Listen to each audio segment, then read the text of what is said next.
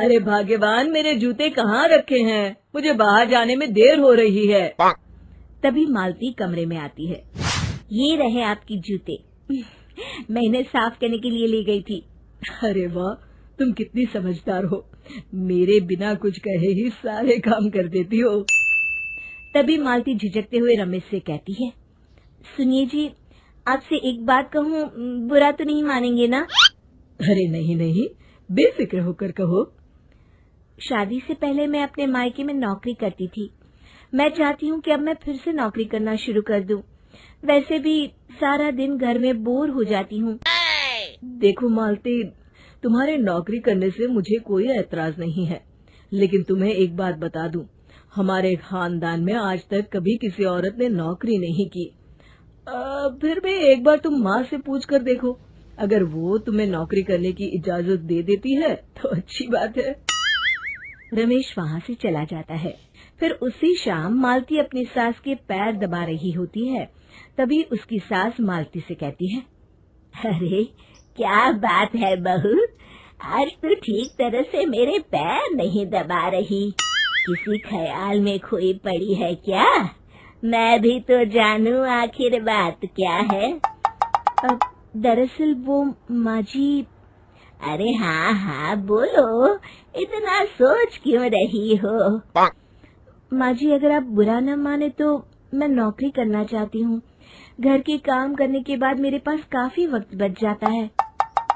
मालती की ये बात सुनकर उसकी सास गुस्से में कहती है, अरे बहू, तेरी तबीयत तो ठीक है ना?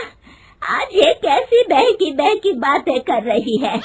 भला हमारे खानदान में आज तक कभी किसी औरत ने नौकरी की है जो तू नौकरी करने की बात कर रही है, हैं? अरे बहू, तू क्या रिश्तेदारी में हमारी नाक कटाना चाहती है? जितना जल्दी हो सके अपने दिमाग से नौकरी का भूत उतार दे, और अब जा, जल्दी से रसोई में जा, खाना बनाने का वक्त हो रहा है। मालती मन मार कर खाना पकाने के लिए रसोई घर में चली जाती है। अगले दिन, नमस्ते माँ जी, कैसी हैं आप? अरे आओ आओ दिवाकर बेटा, बैठो, मैं तुम्हारे लिए चाय मंगाती हूँ। बहू, जरा एक कप चाय तो लेती आना। फिर दिवाकर एक फाइल खोलकर मालती की सास के सामने रख देता है। ये देखिए माँ जी, ये है पिछले महीने का हिसाब और ये रहे मुनाफे के रुपए। एक बार हिसाब देख लीजिए और इन कागजों पर अपने दस्तखत कर दीजिए। अरे दिवाकर बेटा, मैंने भला आज तक कभी तेरा हिसाब देखा है जो अब देखूंगी? ला बता, कहाँ दस्तखत करूं? तभी मालती चाय लेकर वहाँ आ जाती है और अपनी सास को बिना कागजातों को पढ़े इस तरह लापरवाही से दस्तखत करते हुए देखकर हैरान रह जाती है। अच्छा माँ जी, अब मैं चलता हूँ, फैक्ट्री में बहुत काम है। फिर दिवाकर वहाँ से चला जाता है। कुछ दिनों बाद मालती बाजार में कुछ सामान खरीद रही होती है। तभी एक बूढ़ा आदमी उसे आवाज देता है, अरे मालती बेटी, कैसी हो? मुझे पहचाना? मैं तुम्हारी कंपनी में मुनीम का काम करता हूँ। हाँ चाचा जी, मैं आपको बिल्कुल पहचानती हूँ। कहिए, कैसे हैं आप? मैं तो ठीक हूँ। कंपनी में कुछ भी ठीक नहीं चल रहा, यहाँ तक कि हमें ठीक वक्त पर तनख्वाह भी नहीं मिलती। ये आप क्या कह रहे हैं? अब क्या बताऊँ, आप लोग तो कभी हिसाब किताब देखने दफ्तर आते नहीं। मेरी मानो तो एक बार आप लोग दफ्तर आकर सारा हिसाब किताब देख लो, आपको असलियत पता चल जाएगी। अच्छा बेटी, अब मैं चलता हूँ, देर हो रही है। फिर वो बूढ़ा वहाँ से चला जाता है। वहीं दूसरी तरफ मालती घर पहुंचकर अपनी सास को सारी बात बताती है। तभी वहाँ रमेश भी आ जाता है, लेकिन मालती की सास मालती की किसी भी बात पर विश्वास नहीं करती। तभी रमेश कहता है, अरे माँ, बिना आग के कभी धुआं नहीं उठता। जब मालती इतना कह रही है तो हमें एक बार दफ्तर चलकर देख लेना चाहिए। वैसे भी हम लोग काफी दिन से अपने दफ्तर नहीं गए हैं। इस तरह किसी एक आदमी के भरोसे काम छोड़ना मुझे भी ठीक नहीं लगता। अगले दिन वे सभी अपने दफ्तर पहुंचते हैं और सीधे दिवाकर के कैबिन में जाते हैं। अचानक सबको एक साथ देखकर दिवाकर चौंक जाता है। अरे माँ जी, आप सब लोग अचानक यहाँ कैसे आ गए? अगर कुछ काम था तो मुझे एक फोन कर दिया होता, मैं आपके घर आ जाता।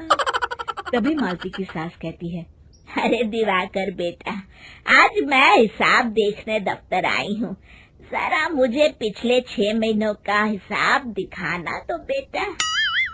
दिवाकर घबराते हुए हिसाब की फाइल मालती की सास को देता है। मालती की सास फाइल लेकर मालती को देती है और कहती है, ले बहू, देख ले हिसाब। मालती फाइल को बड़े गौर से देखती है और अगले ही पल उसे सारी गड़बड़ी समझ में आ जाती है। वो अपनी सास से कहती है, माँ जी, मुनीम चाचा बिल्कुल सही कह रहे थे। हमारी कंपनी में पिछले 6 महीनों में जितना मुनाफा हुआ है, हमें उसका आधा पैसा भी नहीं मिला। यूँ समझ लीजिए कि 1 रुपये में सिर्फ चवन्नी ही हमारे हाथों में आई है। मालती की बातें सुनकर मालती की सास गुस्से से दिवाकर को पूछती है, क्यों दिवाकर, मेरी बहू जो कह रही है वो सच है? दिवाकर समझ जाता है आज उसका भांडा फूट चुका है। वो गिड़गिड़ाते हुए कहता है, मुझे माफ कर दीजिए माँ जी, मैं पैसों के लालच में अंधा हो गया था। अरे वाह दिवाकर, तू तो एक नंबर का चोर निकला। इतने दिनों से मैं तुझ पर आंख बंद करके भरोसा करती रही और तू मुझे ही चुना लगाता रहा। अभी के अभी निकल यहाँ से और दोबारा अपनी शक्ल मत दिखाना। दिवाकर वहाँ से भाग जाता है। मालती की सास मालती को शाबाशी देते हुए कहती है, बहू, आज मैं समझ गई कि पढ़ाई लिखाई हमारी जिंदगी में कितनी जरूरी है। मैं बहुत किस्मत वाली हूँ जो मुझे तुझ जैसी बहू मिली है। शिक्षा, पढ़ाई लिखाई का इस्तेमाल सही जगह करके हम दुनिया में बहुत कुछ बदल सकते हैं।